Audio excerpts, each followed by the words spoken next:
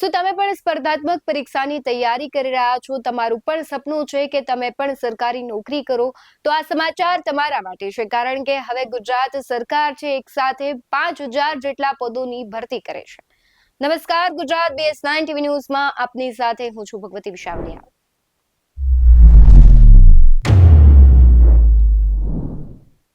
10મા અને 12માની પરીક્ષા પછી વિદ્યાર્થીઓ છે સ્પર્ધાત્મક પરીક્ષાની તૈયારીઓ કરતા હોય છે. બધાનું સપનું હોય છે કે તેમને પણ સરકારી નોકરી મળે, પરંતુ અમુક લાયકાતો અને કહેવાય છે કે અમુક ધારા ધોરણો નક્કી કરવામાં આવતા હોય છે, પરીક્ષાઓ લેવામાં આવતી હોય છે ને ત્યારબાદ છે કોઈ પણ એક ઉમેદવાર છે તે સરકારી નોકરી મેળવતો હોય છે. ત્યારે હવે ગુજરાતના જે ઉમેદવારો છે જે પરીક્ષાની તૈયારી કરી રહ્યા છે તેના માટે સારા સમાચાર છે, કારણ કે ગુજરાત ગુણ પસંદગી મંડળ છે તેમના દ્વારા 5,000 ઉમેદવારો માટે ભરતી જાહેર કરવામાં આવી છે. તેના વિશે વાત કરવી છે.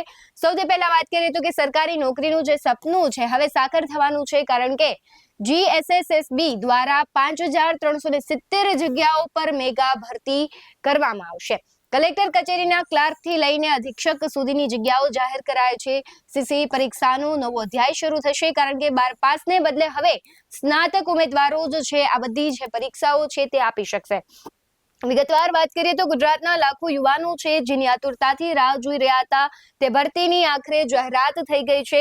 ગુજરાત ગુણ સેવા પસંદગી મંડળ એટલે કે GSSSB દ્વારા વર્ગ 3ની સંયુક્ત સ્પર્ધાત્મક પરીક્ષા અંતર્ગત કુલ 5,370 પદો માટે ભરતીની જાહેરાત કરવામાં આવી છે. આ ભરતીમાં વહીવટી માળખાના વિવિધ સ્તરોને આવરી લેવામાં આવ્યા છે.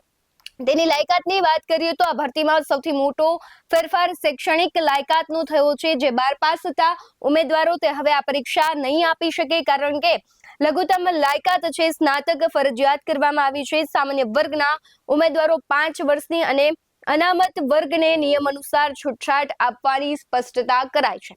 સાથે જ વાત કરીએ પરીક્ષા પદ્ધતિ કેવી હશે તો 150 ગુણની કસોટી હશે. પ્રાથમિક પરીક્ષામાં પાસ થવા માટે 40% માર્ક લાવવા અનિવાર્ય છે. સિલેબસ મુજબ જો વાત કરવામાં આવે તો રીઝનિંગ 60%નું હશે, એટલે કે 60 ગુણનું રીઝનિંગ પૂછાશે.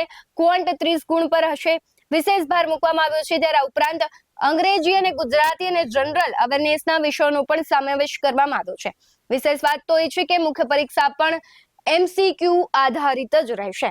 હવે વાત કરીએ તેમની કેટલી ફી છે તેના માટે પણ જે નિર્ણય લેવામાં આવ્યો છે.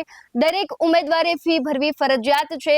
જનરલ છે તેના માટે 500, અનામત માટે 400. જો કે ઉમેદવાર પરીક્ષા આપવા હાજર રહેશે તેમને આ રકમ સરકાર દ્વારા પરત કરવામાં આવશે. જો તમે પરીક્ષા આપવા જશો તો તમને આ રકમ પરત કરવામાં આવશે, જો નહીં જાઓ તો તમારી રકમ ગઈ સમજો. વધુમાં વાત કરીએ તો સરકાર દ્વારા પસંદગી પામનાર ઉમેદવારો માટે આકર્ષક ફિક્સ પગારની પણ જાહેરાત કરવામાં આવી છે. એક તો મસ્ત મોટી ભરતી ઘણા સમય બાદ આવી છે અને આકર્ષક પગાર પણ આપવામાં આવશે. તેની વાત કરીએ તો કે જે કાર્યાલય અધિક્ષક છે તેને 49,600 રૂપિયાનો પગાર વેતન છે તે નક્કી કરવામાં આવ્યું છે. હેડ ક્લાર્ક પછી છે સમાજ કલ્યાણ નિરીક્ષક, તેના માટે છે 40,800 અને જુનિયર અને સિનિયર ને ખાસ કરીને મહેસૂલી ક્લાર્ક છે તેના માટે 26,000 પગાર છે તે જાહેર કરવામાં આવ્યો છે. એટલે જો તમે પણ પરીક્ષાની તૈયારી કરી રહ્યા છો તો આ સમાચાર તમારા માટે છે. જલ્દીથી જ તમારે આમાં છે કહેવાય છે કે તમારી ઉમેદવારી નોંધાવવાની છે, પરીક્ષા આપવાની છે અને તમારું પણ જે સપનું છે તે પૂરું કરવાનું છે. આવા જ વધુ અહેવાલો સાથે ફરી મળતા રહીશું. તમે અમારી YouTube ચેનલને સબસ્ક્રાઇબ કરવાનું, અમને Facebook અને Instagram પર ફોલો કરવાનું ભૂલશો નહીં. બાકી અવનવી અપડેટ્સ મેળવવા માટે આપ જોતા રહો BS9 ન્યૂઝ. નમસ્કાર.